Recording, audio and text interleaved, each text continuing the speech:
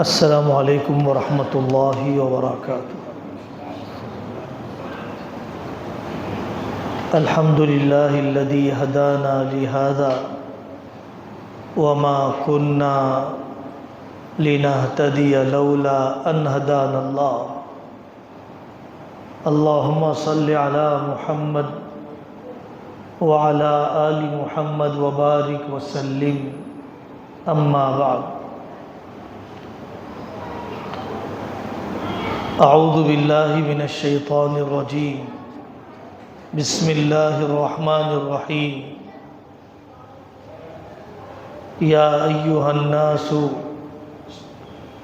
انا خلقناکم من ذکر وانثی وجعلناکم شعوبا وقبائل لتعارفوا ان اکرمکم عند اللہ اتقاکم، صدق اللہ العظیم۔ میرے قابل احترام بزرگوں، ہمارے ملک کے 70 سالہ دور میں جو مسائل اہمیت رکھتے ہیں، جس کے بارے میں ہمیں شعور کا ہونا بہت ضروری ہے، ان میں سے ایک مسئلہ فسادات، دنگے، بلوا، ریوٹس کا بھی ہے۔ اس کے نقصانات، اس کے اسباب اور اس کا حل ہمارے سامنے رہنا چاہیے۔ ہزاروں کی مقدار میں ہمارے ملک میں فسادات ہوئے۔ بالکل یہ سچائی ہے کہ مائنورٹیز کو ہی ٹارگٹ بنا کر ان کی بستیاں، ان کے علاقے، ان کی مسجد، ان کے کاروباری مراکز کو ٹارگٹ بنایا گیا۔ جمشید پور، مراد آباد، میرٹھ، گودھرا، یہ سب ایک فہرست ہے۔ ہم اسلام کے ماننے والے ہیں، اسلام نے ظلم کی اجازت ہرگز نہیں دی، امن اور محبت چاہتا ہے۔ تصادم اور ٹکراؤ، اگر کار بھی لاری سے ٹکرا جائے، لاری بھی لاری سے ٹکرا جائے، لاری بائک سے ٹکرا جائے، نقصان بہرحال دونوں کا ہوگا، کسی کا کم، کسی کا زیادہ۔ سوچنا چاہیے، ایک گھر کے دو بھائیوں میں ٹکراؤ ہوتا ہے، بڑے دخیل بن کر سلجھاتے ہیں۔ پڑوسی میں، محلے میں ٹکراؤ ہوتا ہے، محلے کے سلجھے ہوئے لوگ اس جھگڑے کو چکاتے ہیں۔ اسی طرح ایک ملک کے اندر بھی اس قسم کی چیز ہو سکتی ہے۔ سمجھدار طبقہ، دونوں فرقوں کا، دونوں مذہبوں کا، دونوں گروپس کا، اس کو انوالو ہو کر بھائی چارہ قائم کرنا چاہیے، نفرتوں کو روکنا چاہیے۔ پوری دنیا اللہ کا کنبہ ہے۔ فَأَحَبُّ الْخَلْقِ إِلَى اللَّهِ مَنْ أَحْسَنَ إِلَىٰ عِيَالِهِ۔ جو لوگ دوریاں ختم کرنے کا کام کر رہے ہیں، وہ بہت بڑا کام کر رہے ہیں۔ بستیاں اجاڑنے میں چند گھنٹے نہیں لگتے ہیں، آباد کرنے میں سالوں لگ جاتے ہیں۔ کتنے نادان ہیں جو بڑی بے شرمی سے بستیوں کو بلڈوز کرنا چاہتے ہیں۔ عام طور پر یہ بات ہمارے ذہنوں سے اوجھل ہوتی ہے کہ ہم عام قوم نہیں ہیں، ہم داعی قوم ہیں۔ ہمیں داعیانہ نقطہ نظر سے اس قسم کے مسائل کو دیکھنا چاہیے۔ فسادات کے نقصانات، فساد ایک بار ہو جاتا ہے، دو فرقوں میں، دو مذہب والوں میں، دو خاندانوں میں، دو علاقے والوں میں سال ہر سال نفرتیں پنپتی رہتی ہے، منافرت کا ماحول ختم نہیں ہوتا ہے، معیشت اور اکنومی کی کمر ٹھہر نہیں پاتی ہے۔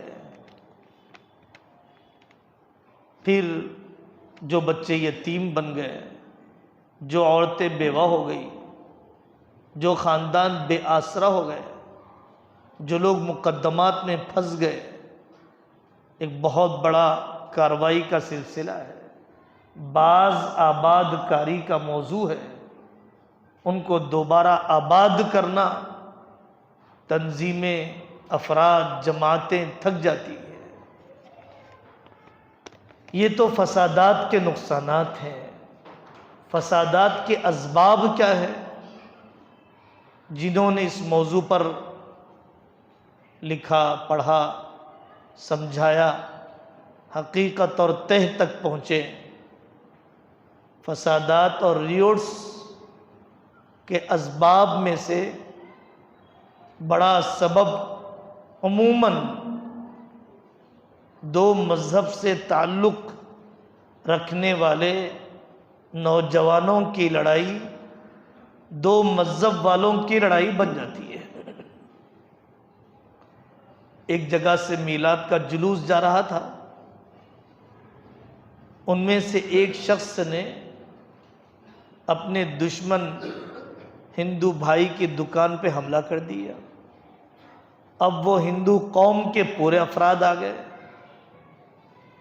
گنیش کا جلوس جا رہا تھا اور اس نے اپنی ذاتی مخاصمت کی بنیاد پر مسلمان آدمی کو چھیڑ لیا۔ اب یہ ہندو مسلم کا جھگڑا بن گیا، دو فرد کی لڑائی، دو قوم کی لڑائی، دو آدمیوں کی ذاتی لڑائی، دو مذہب کی لڑائی۔ فسادات کی دوسری وجہ بے بنیاد افواہیں، بے بنیاد افواہیں۔ فلانی جگہ پر دنگا ہو گیا، ادھر کے کچھ نوجوان جمع ہو گئے، ادھر کے کچھ نوجوان جمع ہو گئے، ابھی پولیس کے آنے میں دیری ہو گئی، کسی نے غلط فہمی پیدا کر دی، دنگا چھڑ گیا۔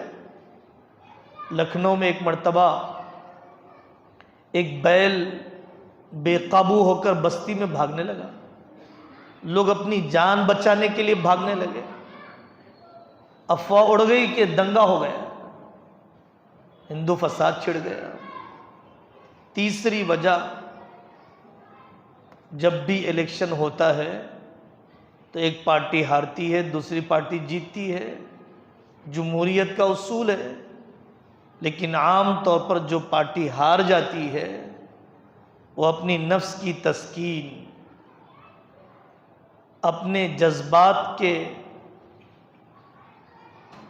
ریئیکشن کو سنبھالنے کے لیے اس قسم کے فسادات کرواتی ہے تاکہ جیتی ہوئی پارٹی کو بدنام بھی کیا جائے اور ووٹ نہ ڈالنے والوں کو سزا بھی دی جائے۔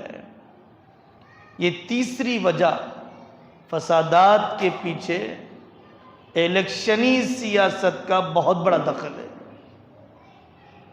چوتھی وجہ، بے اہم چیزوں کو زیادہ اہمیت دینا۔ فسادات، مسجد کے سامنے سے بینڈ بجا جا رہا تھا، ہم کون سے باادب ہیں مسجدوں کے ساتھ، ہم کون سا خیال رکھتے ہیں مسجدوں کا، لیکن جب کوئی دوسرے فرقے کا بینڈ باجا جاتا ہے، جلوس بہت دیر تک کھڑے رہتا ہے، بھجن بہت دیر تک بجائے جاتے ہیں، تو کچھ نوجوان جذباتی قسم کے اشتعال دلانے پر اشتعال میں آ جاتے ہیں، اور کچھ بات چیت، پھر اس کے بعد مار دھاڑ، پھر اس کے بعد فساد۔ بے اہم چیزوں کو اہمیت دینا ہے۔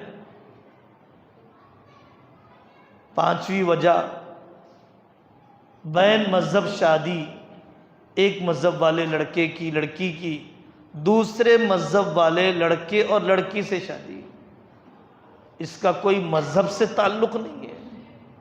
آج کل کے جوانوں کی بے رحم روی، خاندانی نظام کا بکھراؤ، فلمی دنیا کی ذہن سازی، یہ سب اس کے وجوہات ہیں۔ نکاح میں تاخیر، غیر شرعی پردہ، غیر شرعی پردے کا نہ ہونا، کو ایجوکیشن، ماں باپ کا نکاح میں دلچسپی نہ لینا، غربت اور تنگی، قرضے اور مہنگائی، شادی کی رسومات، یہ سب وجوہات ہیں ایک مذہب والے لڑکے کے دوسرے مذہب والی لڑکی سے شادی کرنے کی۔ لیکن دونوں خاندان اور اس کے بعد دو مذہب والوں کا جھگڑا ہو جاتا ہے، فساد کھڑا ہو جاتا ہے۔ چھٹی وجہ، مسجد میں، مدرسے میں، مذہبی جگہ پر، مندر میں خنزیر کاٹ کے ڈال دیا گیا، گوشت پھینک دیا گیا، خود ہی کسی نے گائے کا گوشت ڈال دیا۔ اب اس میں کچھ لوگوں پر الزام، پھر اس کے بعد دنگا۔ ایسے موقع پر قانون کو دخیل بنانا چاہیے، قانون کو متوجہ کرنا چاہیے۔ سوشل میڈیا پر کعبۃ اللہ، حضرت نبی پاک صلی اللہ علیہ وسلم کے گستاخانہ کارٹون، مذہبی جلوسوں کے جاتے وقت ایک دوسرے کی چھیڑ چھاڑ، اور 9ویں وجہ، انگریز نے اپنے زمانے سے اور اس زمانے میں بھی، جیسا کہ بعض محققین نے لکھا کہ بادشاہوں کو مذہب والا بنا کر پیش کیا گیا۔ اکبر بادشاہ کے مقابلے میں کسی ہندو بادشاہ کو، اورنگزیب کے مقابلے میں شیواجی مہاراج کو، ٹیپو سلطان رحمۃ اللہ علیہ کے مقابلے میں کسی اور بادشاہ کو ایسے بنا کر پیش کیا جاتا ہے جیسے کہ کوئی مذہبی جنگ لڑی جا رہی ہے۔ تو کوئی مذہبی جنگ تو تھی نہیں۔ مسلمان بادشاہ کی فوج میں ہندو وزیر تھے، ہندو بادشاہ کی فوج میں مسلمان وزیر تھے، اقتدار کی رسہ کشی تھی، وہ کوئی مذہبی لڑائی نہیں تھی۔ اور بہت عرصے سے فرقہ پرست طاقتیں ملک میں آواز چلاتی ہیں کہ مائنارٹیز کا پاپولیشن بڑھ رہا ہے، ان کے بچے زیادہ پیدا ہو رہے ہیں، عیسائی اس ملک کے وفادار نہیں ہیں۔ اس طرح سے ایک انجانہ خوف، ان کا تسلط ہو جائے گا، پارلیمنٹ ان کی بن جائے گی، قبضہ ملک کا باغ ڈور ان کے ہاتھ میں چلی جائے گی۔ اکسایا جاتا ہے، ان پہلوؤں کو لے کر ذہن سازی کی جاتی ہے، ان پہلوؤں کو لے کر۔ اور کوئی شک نہیں ہے کہ ہر فساد، ہر کانڈ یہ پری پلان ہوتا ہے، منصوبہ بند ہوتا ہے، ہمیشہ باہر کے لوگوں کے ذریعے سے کروایا جاتا ہے۔ آدیواسیوں کے اندر ان کی احساس محرومی اور ان کے بچھڑے پن کا سبب مسلمان بادشاہوں کو بتلا کر ان کو ورغلایا جاتا ہے۔ اس کا حل کیا ہے؟ فسادات کیسے تھم جائیں، سد باب کیسے ہوں، اسباب بتلائے گئے، سد باب کیسے ہوں۔ حضرت علی میاں ندوی رحمۃ اللہ علیہ کی بہت تفصیلی گفتگو ہے۔ حضرت علی میاں ندوی رحمۃ اللہ علیہ فرماتے ہیں، سب سے پہلا مستقل، سنجیدہ، غیر جذباتی، مومنانہ، داعیانہ حل یہ ہے کہ آپ اس ملک میں مثالی مومن بن کر رہیے، آپ اس ملک میں داعی بن کر رہیے، آپ کی زندگی میں کشش ہو سنتوں کی، اتباع سنت کی، نماز کی، اخلاق کی، رواداری کی، امدادی تعلیمی میدان میں آگے بڑھنے کی۔ دوسرا طریقہ ان فسادات کے تھامنے کا، غیر مسلم بھائیوں میں اسلام کا تعارف۔ ایک آدمی 3 آدمیوں کو تعارف کرا دے، پوری دنیا کے انسانوں تک اسلام کا تعارف پہنچ جائے۔ گھر میں کام کرنے والی عورت ہے، کبھی ہم نے اس کو اسلام نہیں سمجھایا۔ کام کرنے والا وارڈن ہے، ہم نے اس کو اسلام نہیں سمجھایا۔ ساتھ میں بیٹھنے والے دوست ہیں، کبھی ہم نے اسلام نہیں سمجھایا۔ یہ سب تو چھوڑیے، غیر مسلم لڑکی سے عشق میں نکاح کیا، اس کو اسلام نہیں سمجھایا۔ کتنا بڑا ظلم ہے، کتنی بڑی زیادتی ہے۔ حضرات صحابہ رضی اللہ عنہ مجمعین، جبار بن سلمہ رضی اللہ عنہ نے کفر کے زمانے میں عامر بن فہیرہ رضی اللہ عنہ پر قاتلانہ حملہ کیا، خون کے فوارے پھوٹ گئے۔ عامر بن فہیرہ نے فرمایا فزت ورب الکعبہ، رب کعبہ کی قسم میں کامیاب ہو گیا۔ تو یہ جبار بن سلمہ فرماتے ہیں میں حیران ہو گیا، خون کے فوارے ہیں، بیوی کا بیوہ ہونا ہے، بچوں کا بے آسرا ہونا ہے، یہ کامیاب کیسے ہو گیا؟ کامیابی کیا ہے آخر؟ جنت، آخرت، ہمیشہ ہمیش کی زندگی۔ اسلام قبول کر لیا، مرتے مرتے بھی مومنانہ شہادت نے غیر مسلم کے دل میں اسلام کے بیج کو بو دیا۔ لیکن ہمیں پتہ ہے ہماری شادیاں کیسی ہوتی ہیں، ہمیں پتہ ہے ہم ایک اپارٹمنٹ میں رہتے ہیں تو ایک پوشن والے کا دوسرے پوشن سے کیسے تعلق ہے، معمولی کچرا ڈال لیں اور بلڈنگ کا اجتماعی خرچ دینے میں کتنی گھٹیا غیر اخلاقی حرکتوں کا مظاہرہ ہوتا ہے، ہمیں پتہ ہے۔ تو دوسرا سبب یہ ہے کہ غیر مسلم بھائیوں کو اسلام کا تعارف کرایا جائے۔ تیسرا سبب صبر و تحمل کا۔ نہ جہاد کا موقع ہے، نہ ہجرت کا موقع ہے، اب صبر و دعوت کا موقع ہے۔ آدمی دین کی دعوت دیتا رہے اور دانش مندی کے ساتھ، منصوبہ بندی کے ساتھ آگے بڑھتا رہے۔ قانون کا ہاتھ نہیں لینا، اس میں کوئی افادیت نہیں۔ اشتعال میں لانے پر جوش میں آ جانا، خربوزہ ہی کٹنے والا ہے، چاہے خربوزہ تلوار پر گرے یا تلوار خربوزے پر گرے۔ غیر متعلق آدمی پر غصہ نہ نکالا جائے۔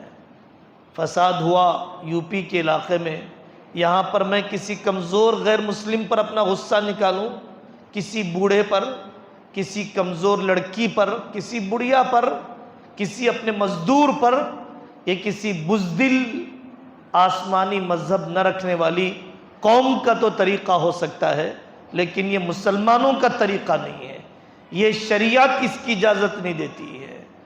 فسادات کی روک تھام ہوگی اگر جس فریق سے غلطی ہوئی، جس فرد سے غلطی ہوئی، وہ اپنی غلطی مان لے، پولیس اس کی پشت پناہی نہ کرے، افواہوں پر اعتماد نہ کیا جائے، دوسری قوموں کو لے کر امن کمیٹی بنائیں تاکہ ایسے موقع پر ہر آدمی اپنے اپنے فرقے کو سنبھالیں۔ عام طور پر باہر کے اجنبی سیاسی روٹیاں کھا کر، خیرات کھا کر، جھوٹی باتوں سے آدیواسیوں کو استعمال کرتے ہوئے فساد بھڑکایا جاتا ہے۔ ایسے موقع پر اپنی سیاسی پارٹی کو نہیں، انسانیت کی حفاظت کو دیکھنا چاہیے، ملک کی حفاظت کو دیکھنا چاہیے۔ اور 10واں سبب سیلف ڈیفنس، حفاظت خود اختیاری کا مستحکم اور منظم نظام۔